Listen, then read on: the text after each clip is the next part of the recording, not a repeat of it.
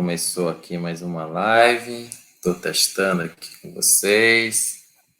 Quem está assistindo aí, começando a assistir mais uma live. Acho que eu estou testando aqui as câmeras para ficar no Instagram e no Facebook. Mas eu vou gravar e vou colocar no YouTube. Acho que assim fica bom. Dá para ver em dois ângulos aqui. Vamos ver aqui quem está falando aqui e quem está falando por aqui. Quem já estiver por aí para assistir a live, pode falar comigo. Deixa eu ir passando aqui para o pessoal o link da live, para que meus amigos também possam assistir. Quem está aí no Brasil pode assistir, né? Quem está trabalhando, quem não está. Estou jogando aqui para ver se dá certo.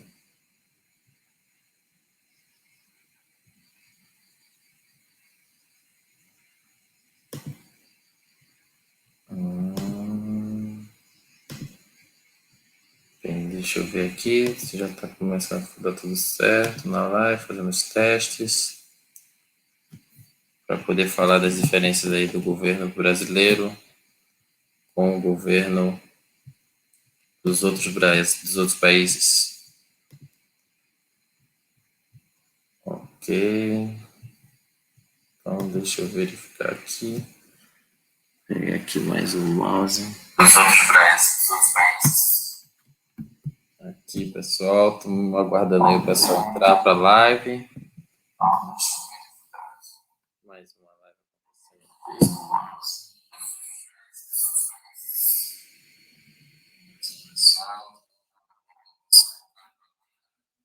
Deixa eu ver isso.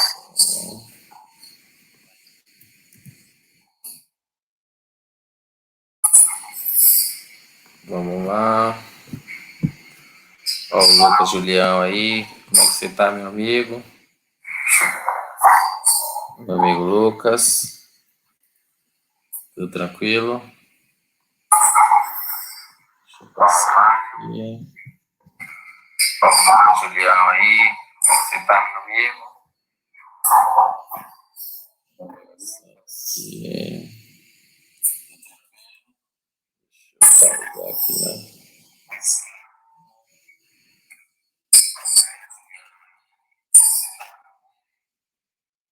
Peraí, aqui, deixa eu desligar esse e vir para cá. Aqui eu vou conseguir ver quem está comentando, como é que tá. Pera aqui, deixa eu jogar para cá. Tô aprendendo a mexer nessas coisas aqui ainda. Ainda não é fácil. Deixa eu ver aí o que o pessoal consegue vir entrando. Tá enviando aqui o pessoal para poder conversar um pouco com todo mundo sobre esse governo maldito que a gente tem no Brasil hoje. Agora a gente tem duas preocupações, né? Além do coronavírus, a gente tem um governo patife, um governo que só traz problema um atrás do outro. Então, deixa eu ver aqui. O Lucas já saiu, já sai para trabalhar, tem que trabalhar mesmo, já. Mas muito bom, muito obrigado por você estar aí assistindo, por você ter dado aí a sua contribuição. Vamos lá, vamos ajustar aqui. Acho que agora já está bem ajustado. Dá para falar um pouco sobre o que está acontecendo no mundo. Deixa eu só voltar para o Instagram e começo a falar. Aí, Dudu, aí o Felipe, Fedu, meus amigos.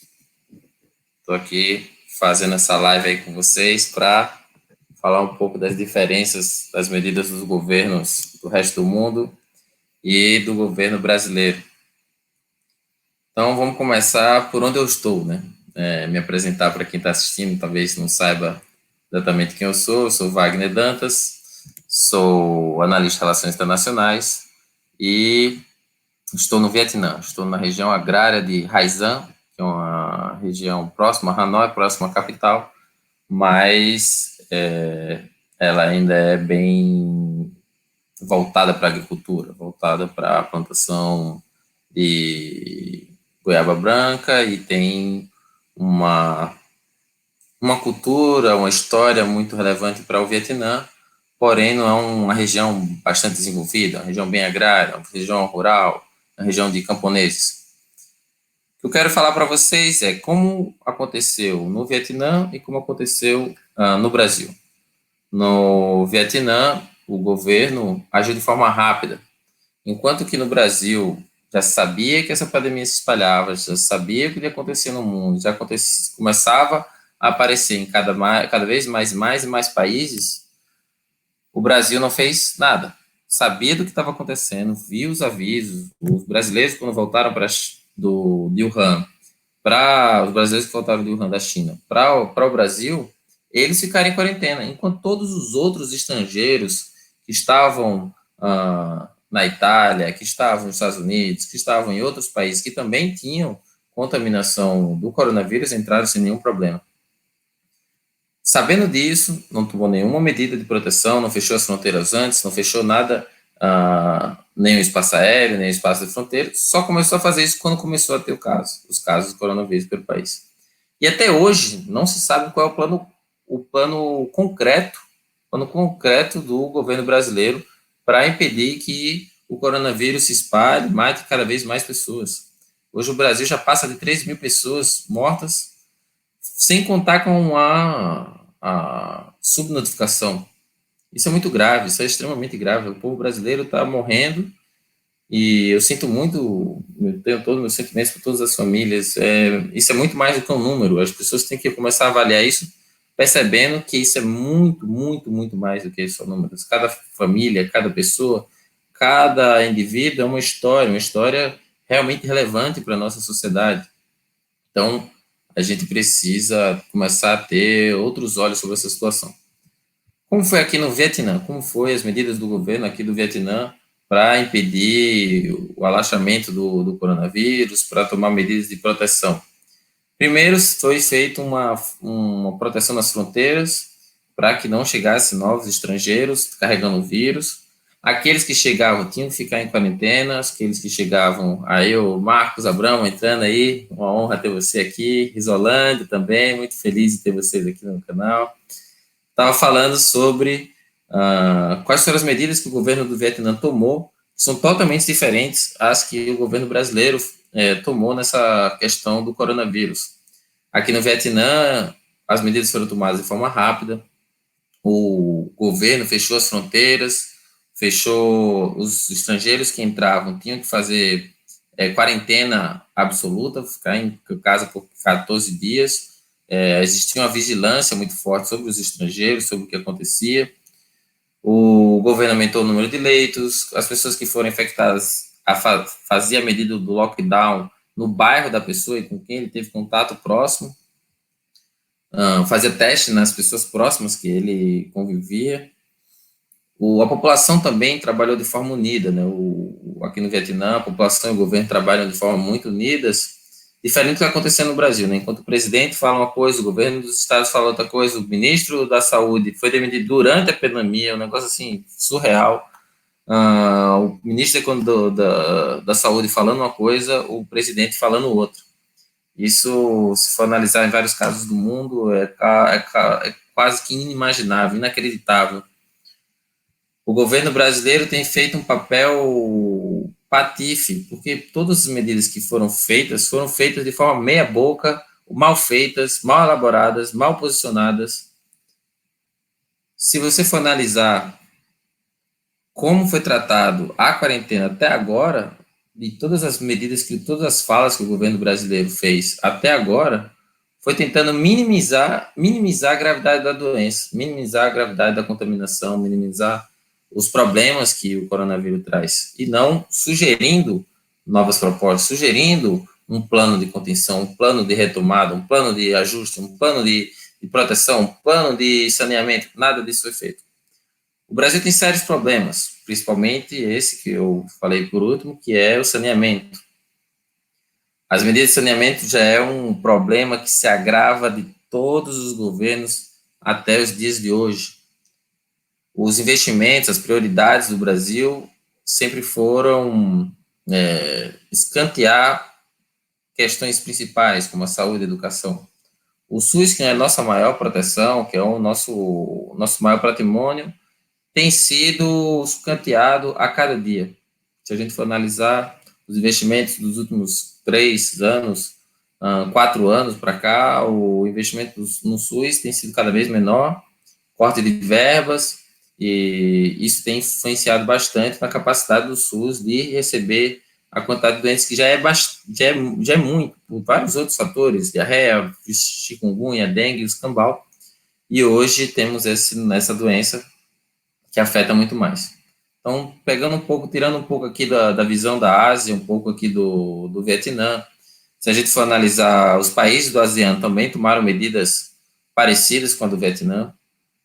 Na Europa, se num primeiro momento tomou as medidas erradas de também não acreditar na potência do vírus, não acreditar no que a China tinha avisado para o mundo inteiro, não tinha acreditado no isolamento de Wuhan, achava que era uma medida absurda, mas depois caíram em si e começaram a fazer o isolamento e está começando a dar certo, está começando a voltar a ter uma vida comum, uma vida normal, a ter uma vida normal lá na Europa. Os Estados Unidos, que negou fortemente tudo que acontecia até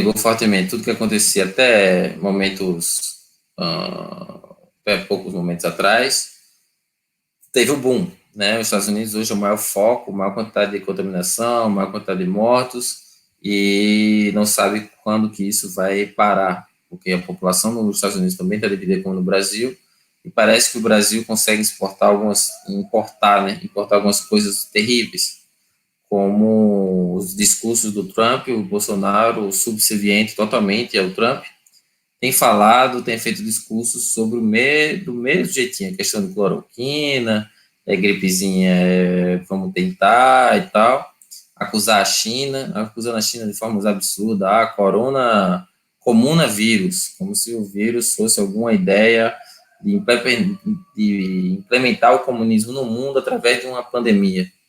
Nosso chanceler, nosso Brasil, que já teve o Rio Branco como nosso chanceler, que tem uma capacidade diplomática gigantesca, temos hoje um lixo.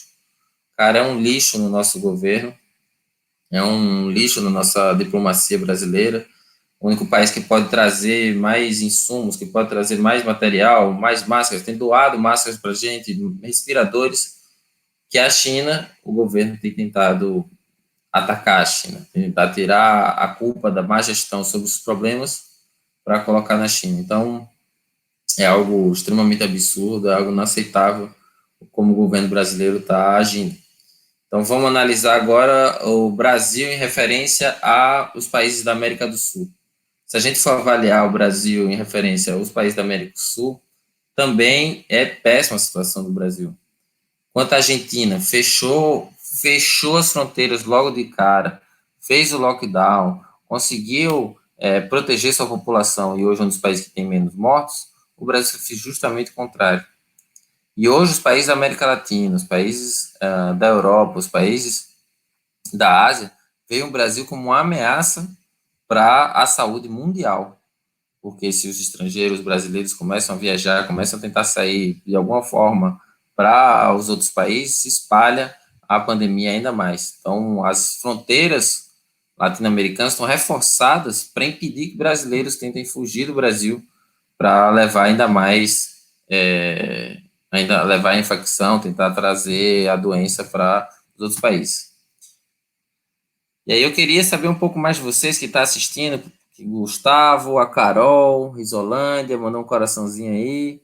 O que é que vocês acreditam, estão vendo aí sobre as notícias das medidas do governo brasileiro, dos outros países? O que é que vocês têm visto? O que é que vocês podem contribuir aí no debate? A gente pode conversar mais sobre as opiniões, conversar mais sobre o que vocês pensam sobre essas questões. Eu tenho que trazer também algumas vou trazer também algumas questões que aqui no Vietnã tem sido feito. A obrigatoriedade da máscara. A obrigatoriedade da máscara tem que ter sido feita imediato.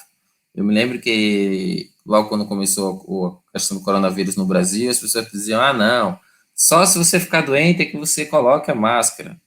Só se você achar que está com algum sintoma que deve colocar a máscara. Um erro, porque tem a questão do sintomático, é uma questão que as pessoas não tinham noção, ciência, não queriam procurar mais informações sobre o que estava acontecendo. Claro, a dificuldade de encontrar máscaras era um empecilho, não tem uma distribuição massiva de máscaras. O Brasil, o boom dos preços da máscara, do álcool em gel, também dificultaram.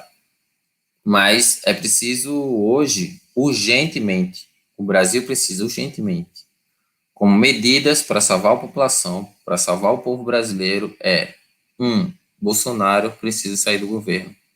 Como um crime de eugenia, colocando o risco da população inteira do Brasil a ter milhares de óbitos. A maioria da população que tem morrido sobre a questão do coronavírus é a população pobre, é a população negra. Então, o que o Brasil está praticando é uma eugenia, está matando os pobres aos montes, 5 vezes mais do que os ricos. É só olhar qualquer um dos dados.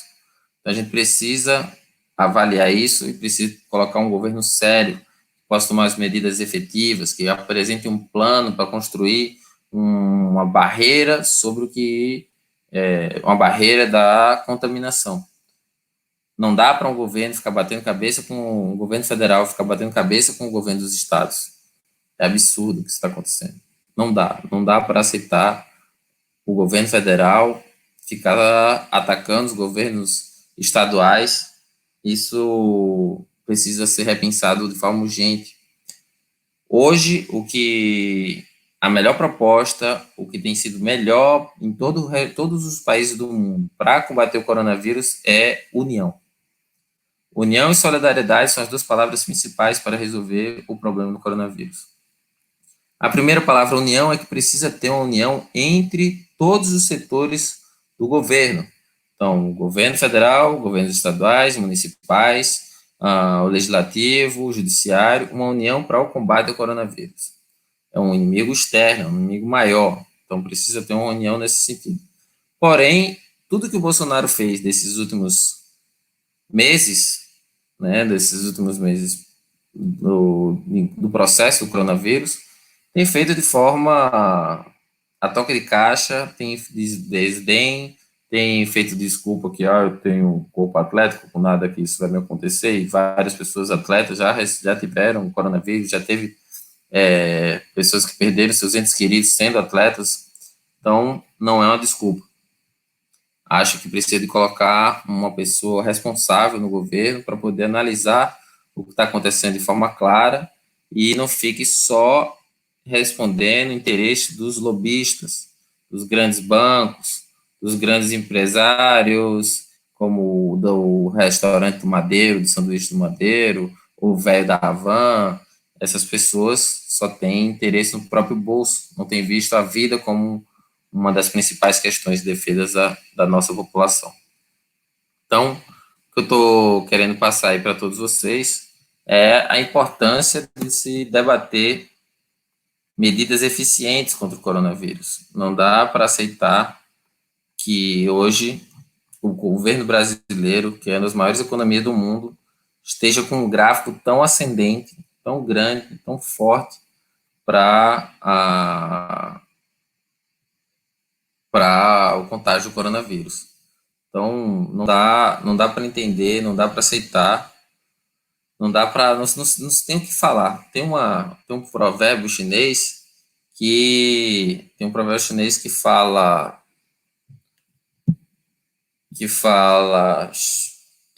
Shui Shan Jia Xuan. Quando está nevando, ainda tem uma geada. É como se fosse um problema atrás do outro. Isso quer dizer o que o Brasil está passando nesse exato momento. A gente já tinha um problema, que era a economia brasileira, né, que já estava de maus lençóis, nossa saúde, nosso saneamento básico. Aí a gente tem um governo fascista, um governo que tem sérias dificuldades em governar, em colocar medidas de proteção ao povo, e aí a gente ainda tem uma pandemia. E aí, nesse imbróglio, a gente acaba sofrendo, a população acaba sofrendo. Eu vou ler aqui alguns comentários de alguns amigos que estão aqui comentando no Facebook. O Ricardo falou que está revendo aqui a resistência da parte da população, que aceita o isolamento. Vocês também não têm noção da gravidade do que está acontecendo. Para mim, quantas pessoas que falou isso, foi a mãe de um jovem que faz parte do grupo de risco. O Jonathan, aqui, meu amigo, Jonas Paraguaio, dizendo que o Bolsonaro não sabe o que fala, que é lamentável o presidente que temos. Falar que a gripezinha é uma das asneiras, né, que o presidente falou sobre a questão do coronavírus. Eu estou fazendo essa live para poder conversar, debater com quem quiser, quem tiver interesse, sobre o que fazer e como os governos têm agido durante essa pandemia, né? Se você for analisar todos os governos do mundo, acho que só um tem sido tão ineficiente quanto o brasileiro, é o governo da Bielorrússia. Infelizmente, o governo da Bielorrússia também tem sido negacionista, também tem falado mal, não, falando mal do isolamento social ou colocando a questão como sendo inexistente, que o coronavírus é uma invenção da mídia internacional, invenção dos comunistas ou coisas do tipo. A gente não pode aceitar que esses tipos de falas, esses tipos de atitudes sejam apresentadas para a gente. Vou ver aqui também o pessoal que está falando aqui no chat, meu amigo Renato. Não, só para lembrar também vocês que estão assistindo aí a live, que também está sendo gravada, é que dia 18 eu vou conversar com meu amigo Kenite, que está em Wuhan. Ele está em Wuhan e vai falar a vida como é após a pandemia, como é que é o retorno de uma vida depois de ter passado pelo pessoal de onde eu moro, de Wuhan, ter ficado tanto tempo em quarentena. Deixa eu responder aqui para o Renato. Não, Renato. Essa vai ser dia 18. Agora eu vou começar a fazer essas lives diariamente para poder falar para vocês o que eu tenho visto, analisado, o que eu tenho encontrado aqui no Vietnã como exemplos de sucesso, além dos exemplos de outros países, né? A China tem uma capacidade estrutural que é muito grande, muito forte. Conseguiu fazer um lockdown numa cidade de 11 milhões de habitantes, conseguiu fazer o isolamento funcionar dentro da China como um todo, e hoje praticamente não tem mais contaminação, né? Não tem mais gente morrendo por conta do coronavírus. Agora a China está num processo de testagem em massa, ao ponto de testar todo mundo de Wuhan, fazer uma filas e filas para testar toda a população e tentar achar todos os assintomáticos para que não venha ter uma terceira onda de contaminação. Então, acredito que todo mundo que está aí na quarentena, o pessoal precisando ainda, assim, mesmo na quarentena, ainda tendo que trabalhar, que não deveria estar sendo feito.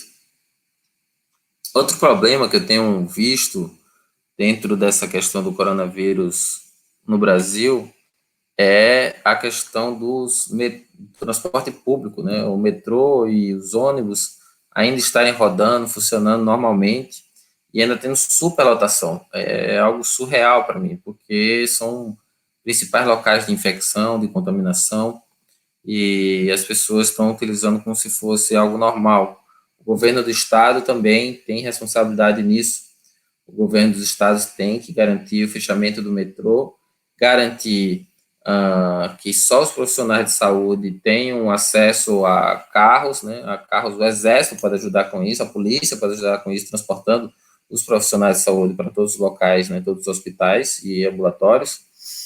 E esses hospitais e ambulatórios que não têm espaço para o acolhimento, né, para os enfermeiros e técnicos e faxineiros e médicos dormirem, também os hotéis que não estão recebendo turistas nesse momento, que possam ceder espaço para que essas pessoas possam estar dormindo e não infectarem as suas próprias famílias. Porque sem esses trabalhadores não teremos mais ninguém que possa lutar por nós, defender o povo que tanto está precisando nesse momento de pandemia, está sendo sobrecarregada, né? Então, é algo extremamente importante para a gente continuar lutando. São medidas importantes para que o povo possa lutar, possa se defender, possa verificar o que está acontecendo. Eu tenho visto várias pessoas conversando com amigos de vários lugares do mundo que não me deixam mentir, né? Que essas pessoas, eu estou tentando aqui, desculpa aqui um pouco, estou tentando liberar aqui para as pessoas poderem falar na plataforma aqui da live. Eu não estou conseguindo ver os comentários, eu tenho que abrir aqui do lado para poder ver os comentários no Facebook. Acho que tá ok, na verdade. Não, aqui tá certo. Aqui tá certo. Show. Aqui, acho que agora... talvez não dê para ver pelo Facebook. Fazendo pelo profile do Facebook não dá para ver os comentários direto. Mas tudo bem. Agora eu já sei, dá para poder falar. Então, deixa eu abrir aqui. Tá. Deixa eu tirar o som também. Aqui do outro lado. Ok. Bem, pessoal, eu estou fazendo essa live, gostaria de saber das dúvidas de vocês. Acho que, fazendo um resumo sobre as medidas que o governo Bolsonaro fez durante todo esse processo. Primeiro, não fechou as fronteiras, não impediu que os estrangeiros viessem com a contaminação para o Brasil. Segundo, não preparou os leitos de forma em massa. Terceiro, demitiu o ministro da Saúde por defender o isolamento social, trazendo implicações para a consciência da população em quem seguir, em quem respeitar. Então, desgaste para a imagem do governo, desgaste para as entidades brasileiras. Segundo, criou confusão entre os governos estaduais, municipais e o governo federal, então não está tendo um trabalho conjunto. Hoje mesmo também não tem trabalho conjunto entre o novo ministro da Saúde e o presidente, então o ministro da Saúde nem sabe que o presidente decide liberar como essencial cortar o cabelo ou fazer as unhas. Eu cortei meu cabelo em casa, muitas pessoas estão cortando o cabelo em casa, sabe? Porque sabe que é importante, não querem acabar naquele meme dos caras carregando o caixão. Outra medida, incentivar ações antidemocráticas, participar de protestos, incentivar aglomerações, um crime. O que o governo brasileiro está fazendo é crime. É crime lutar contra a democracia do Brasil, formar aglomerações dentro de uma pandemia, dentro do momento de pandemia, é absurdo, é algo inaceitável. Então, se a gente for analisar, negou, não fez, não proporcionou, não estruturou. Essas foram as medidas do governo brasileiro hoje. Se a gente analisar as medidas dos outros países, foi estudar, organizar, efetuar, colocar um plano, tentar conter, isolar, testar. O Brasil hoje é um dos países que menos testa para saber se as pessoas estão tendo coronavírus ou não. Como a gente vai resolver essa situação se não tem teste? Se tem subnotificação, se não tem ação, se não tem um plano diretor, não tem um plano para resolver o problema. Já passou o tempo, já passamos fevereiro, março, abril, maio, estamos com esse problema. Se o governo brasileiro não agir, não fizer um plano, não tiver uma comunhão entre os estados, como os municipais, para agir, nada disso vai dar certo. Então, hoje, quem está sendo a pedra no sapato, quem está sendo o empecilho para resolver os problemas do Brasil é o governo, é o presidente Bolsonaro. Então, meus amigos, acho que essa live hoje aqui vai ficar por aqui, mas amanhã eu vou trazer outros temas, vou tentar trazer sobre, mais especificamente, algum outro país. Ainda digo para vocês o tema de amanhã, talvez entreviste alguém aqui do Vietnã, talvez entreviste alguém, alguma amiga do Cazaquistão, ali a Zarina, Nihao, Nitz amanhã. Posso fazer entrevista com meus amigos de outros lugares do mundo para poder trazer experiências aí para vocês. Beleza? Muito obrigado aí pela participação. Acho que o Felipe Neto deu uma, só para encerrar, acho que o Felipe Neto deu uma resposta interessante para o que está acontecendo. O Felipe Neto, que é um youtuber, está pedindo para que as pessoas se posicionem. Então, esse é o momento de se posicionar. Não podemos aceitar que as pessoas fiquem no cima do muro. Nosso país precisa de ajuda. Todos os artistas, todos os intelectuais, todos os políticos, jornalistas, todo o povo brasileiro tem que se unir pela saída do Bolsonaro. Não dá mais para aceitar. Precisamos de um governo que trabalhe com eficiência, que consiga resolver os problemas do nosso país. Não podemos aceitar um governo que ajuda a contaminação, um governo que é antidemocrático, um governo que tem trabalhado contra o povo brasileiro. Não podemos aceitar. A partir de agora, todo mundo tem que se posicionar, falar o fora Bolsonaro em todas as suas redes, colocar em todos os locais, colocar a bandeira pela janela, escrever fora Bolsonaro de cima a baixo. Tem que tocar o rebu nesse país da forma que seja possível, porque não dá para aceitar. Ó, ali, ó, grande liderança, Rafael Pires. Muito bom ver você aí, meu amigo, grande militante, um cara que, se fosse presidente do nosso país, não tava desse jeito. O cara que eu confio é esse Rafael Pires aí, que entrou agora aqui no Instagram, grande militante da UP, grande militante comunista revolucionário, cara que é inteligentíssimo, tem uma capacidade de mobilização muito grande. Aline Freire.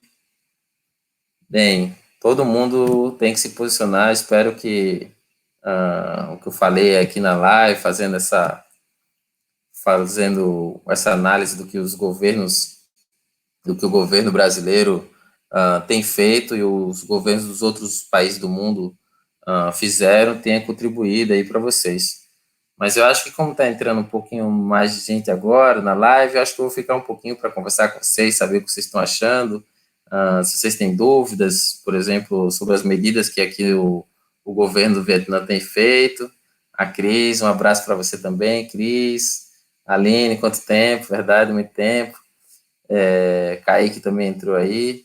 Então, eu queria saber se vocês têm alguma dúvida do que o governo brasileiro e o governo vietnã têm feito, que é diferente, né? O Marcelo Diniz também, meu amigo aí, que a gente passou de muitos protestos contra o aumento da passagem, Recife, também levou, esse Marcelo Diniz levou umas balas de borracha, lembro da gente correndo da polícia lá pela FDR, e agora a gente tem uma batalha muito maior do que que a gente tinha, né, Marcelo? Do que a gente tinha na época dos protestos contra o aumento da passagem. Hoje a gente está lutando pela defesa da democracia, hoje a gente está lutando pela saúde do povo brasileiro, que já tem mais de 13 mil mortos. 13 mil mortos. 13 mil mortos. Isso é um absurdo, é algo inaceitável. Nihal, Simbatizinha, Privet, Cagdilá, Araxó. Fala sobre situações das UTIs no Vietnã. Qual é o índice de oferta dos leitos públicos, se você tem esses dados? Eu não consigo ter esses dados, Rafael, de quanto tem de leitos na UTI.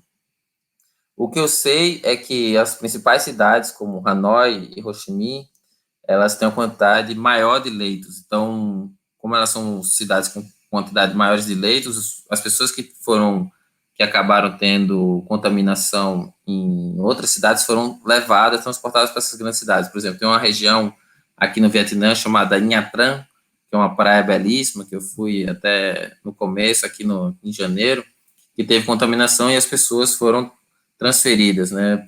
Foram levadas de ambulância e helicóptero para Hanoi ou para Ho Chi Minh, dependendo do caso, foram transferidas. Testar a população com Covid, aqui praticamente não há, só em casos suspeitos, mesmo assim, dependendo dos sintomas. Aqui foi feito de uma forma local. Tudo era bem planejado sobre onde a pessoa tinha se infectado. Então, vamos supor, eu sou aqui da região de Raizan, estou na região da zona rural de Raizan, vamos supor que eu tivesse infectado, tivesse sintomas ou coisa do tipo. A polícia seria imediatamente, o guarda municipal aqui da região seria enviado imediatamente, eu seria testado e as pessoas ao meu redor também seriam testadas. Então, o pai da minha namorada, os vizinhos, e essa região ficaria em lockdown por 14 dias até tudo ser resolvido. Então, essas medidas que o Vietnã fez para conter a contaminação foram extremamente eficientes. Tanto é que a contaminação foi muito baixa e o número de mortes o número de mortes é zero até hoje. Né? Tem algumas pessoas que estão em quadro um pouco mais graves, mas ainda não se sabe se vai chegar até óbito ou não. Deixa eu ver aqui, o Kaique, como estão lidando com a parte econômica? Chegaram a ter lockdown em alguma cidade? Não, aqui no Vietnã não teve lockdown em cidade. Teve um isolamento muito forte, mas não chegou a ter lockdown. Sobre a questão econômica, o governo decidiu fazer uma renda básica. Essa renda básica ela foi disponibilizada para toda a população afetada economicamente, então os pobres e quase pobres, eles definem aqui como pobres e quase pobres, as pessoas com dificuldades econômicas. Então, foi dada essa renda básica para essa população. Então, por exemplo, se o cara era garçom em Hanoi, o restaurante teve que fechar, o patrão não tinha como aguentar manter o salário dele. Ele acabou tendo que ser demitido. Ele passou a ter não só o seguro, a espécie de seguro-desemprego aqui do Vietnã, como também essa renda auxiliar. Então, por exemplo, também alguém que vendia flores numa cidade turística, um pequeno comerciante, foi receber essa renda básica. O Rusten, ni hao, hao panyo, ni zamanhã, o han hao, o han hao, zai Cazaquistão, zamanhã, hai cơi mà, 我听说哈萨克斯坦也有这个病毒呢，你们怎么解决？Salário mínimo do Vietnã. O salário mínimo do Vietnã, na verdade, não tem uma lei específica para definir o salário mínimo. O que se tem é que existe uma média, uma base, uma convenção. Mas existem locais com salário muito baixos, mas o mínimo, assim, base, é mais ou menos. Vamos tentar fazer uma média aqui, porque aqui é o VND do Vietnã, é uma numeração muito alta. Tenho que tentar, por exemplo, R$ 1. Quando eu cheguei aqui estava 6.000 dong, agora ele está 4.000 dong. O salário mínimo fazendo acho que está em 700, 600 reais. 600, 700 reais. Salário mínimo dos trabalhadores aqui do Vietnã. Só que tem que ter uma contrapartida, né? Enquanto aqui no Vietnã o custo de vida é muito baixo, Rafael. Você consegue, não sei como é que está o custo de vida hoje aí no Brasil, mas vamos supor, eu compro 10 pães franceses por R$ 3 ou 2,50. 2,50. No Brasil, não sei, 10 pães franceses deve estar quanto? Vamos fazer uma média aí, R$ 5, vai, já deve estar uns 5, R$ 4, 5, R$ 6, não sei.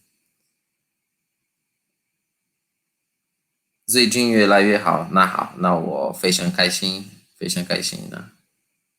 那好，那我希望你的国家解决这个问题，我可以去跟你一起去玩，好吗？Aqui tá crescente, feijão a 6, arroz passa de 3.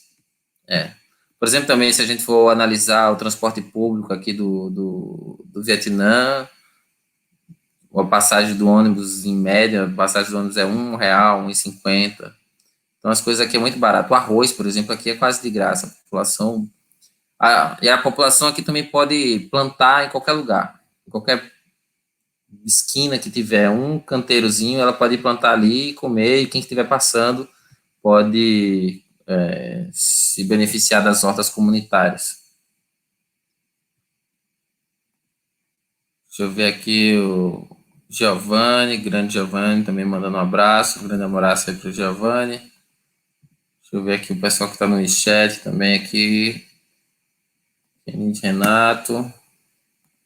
Deixa eu ver aqui também. Ok. Bem, eu posso dizer também umas outras medidas que tem aqui no Vietnã, que é bem particular, é que aqui no Vietnã tem uns alto-falantes em não todos os postos, mas a cada 10 postos tem um alto-falante que fica conscientizando a população, tirando a população de fake news, né, porque no momento como esse, as fake news acabam sendo cada vez maiores, uma quantidade cada vez maior, então a população acaba se informando também, não só pelo rádio, televisão, internet, mas também por esses alto-falantes que falam sobre os problemas da sociedade e de como se proteger, e das leis, né, da importância de usar máscara. Então, o povo aqui no Vietnã acaba ficando mais bem informado, acaba tendo maior conhecimento do problema. Aí, Bruno, Kaique, você tem previsão de voltar para a China? Eu acredito que em agosto, ou no mais tardar setembro, eu já estou na China. Mas é incerto, vai depender do que o governo da China definir. Eu imaginava voltar em maio não consegui voltar, porque mudou, os vistos foram suspensos, meu visto também foi suspenso. Então, estou esperando aí que em julho, agosto ou setembro, no máximo, eu devo voltar para Wuhan para voltar a estudar. Aqui as fake news fazem vítima, assim, no Brasil essa questão de fake news não só faz vítima, como elege um maluco, né? Como elege um perverso, um fascista, um cara que tem colocado a vida da população inteira em jogo, a vida do povo brasileiro está nas mãos de um sádico, que acho que é uma das palavras para não dizer outra coisa, né? Para não acabar utilizando de palavrões. A previsão de abertura dos aeroportos. Kaique, os aeroportos eles estão em fase de teste. Então, por exemplo, vai se abrir progressivamente. A China acabou voltando a abrir a fronteira com a Coreia do Sul. Possivelmente vai abrir também para Singapura. E em breve, talvez aqui para o Vietnã. Está sendo progressivo.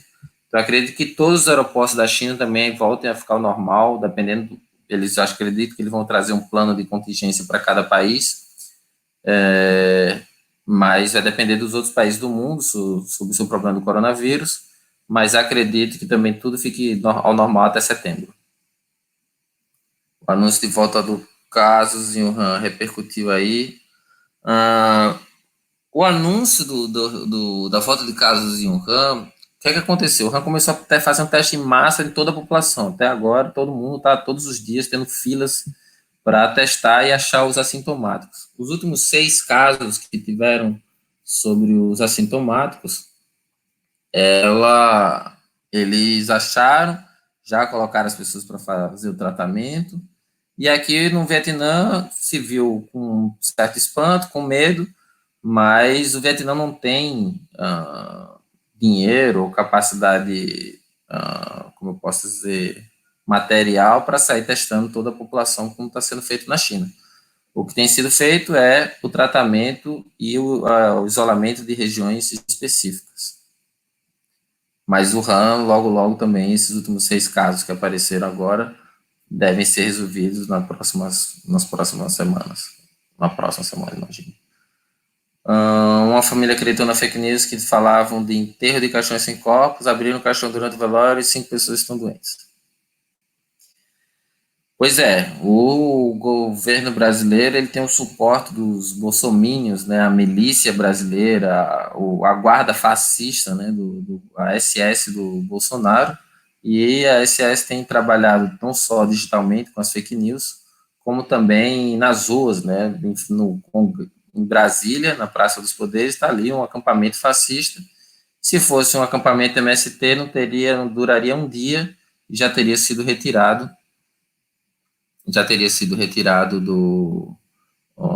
de lá, enquanto um acampamento de fascistoides ali em Brasília continua lá.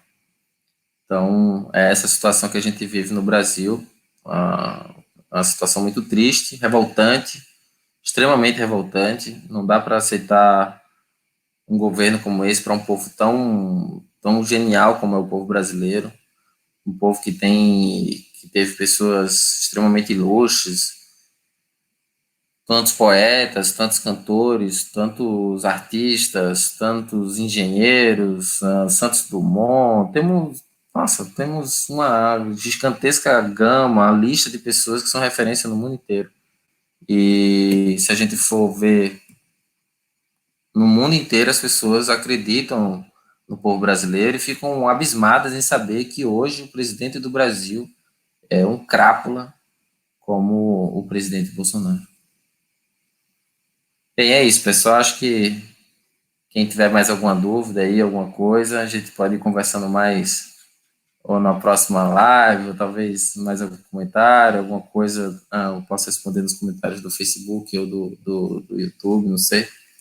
Deixa eu ver aqui o último comentário aqui do Rafael. A UP entrou com uma representação do Ministério Público Federal para a retirada do acampamento. Temos que denunciar o fascismo e unir o povo nessa resistência.